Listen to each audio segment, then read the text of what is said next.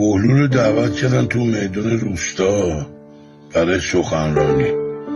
بهلول گفت من 100 تا سکه میگیرم میام سخنرانی میکنم. خلاصه مردم پول جمع کردن، 100 تا سکه رو جور کردن به این دادن و این اتفاقا یه سخنرانی خوبه به درد بخوری هم کرد. بعد که از منبر اومد پایین گفت بیان پولاتونو بگیری. همه تعجب کردن چرا گرفتی که الان میخوای پس بدی؟ گفت آدمی که پول تو جیبش باشه خیلی قشنگ صحبت میکنه، شما هم که پول دادین خوب گوش میکنین. میدونی چیه؟ فرقی نمیکنه وقتت، محبتت، مالت. هیچ موقع ارزون روونه کسی نکن.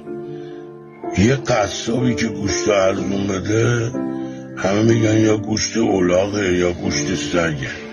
اینه که آدما قدر چیزای ارزون رو نمیدونن. اگرم زیاد براشون کار مجانی انجام بدی فکر میکنم وظیفته.